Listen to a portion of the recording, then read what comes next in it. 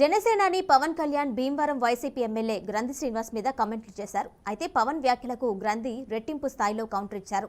ఇప్పుడు వీరిద్దరి మాటలు నెట్టింట బాంబుల్లా పేలుతున్నాయి. అసలు పవన్ ఏమన్నారు, దానికి గ్రంథి ఏ రేంజ్లో కౌంటర్ ఇచ్చారో ఓసారి చూద్దాం.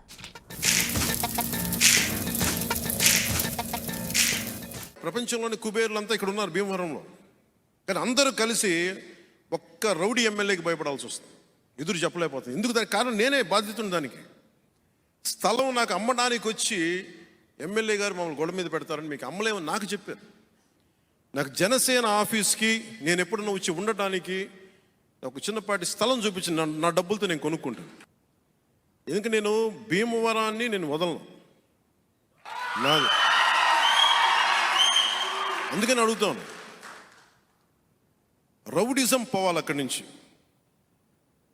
మనం ముఖ్య గోల్ ఏంటంటే ఈసారి ఇక్కడ జగన్ పోవాలి, అక్కడ గంధి సీన్ పోవాలి.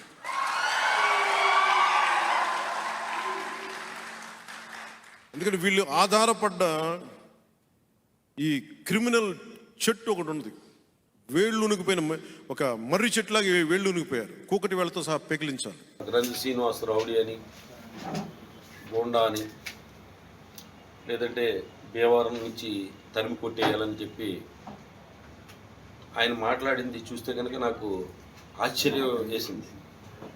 చాలా చిత్రంగా ఉంది ఆయన వ్యవహార శైలి కానీ, ఆయన మానసిక స్థితి కానీ చూస్తుంటే కనుక చాలా చాలా ఆశ్చర్యంగా ఉంది.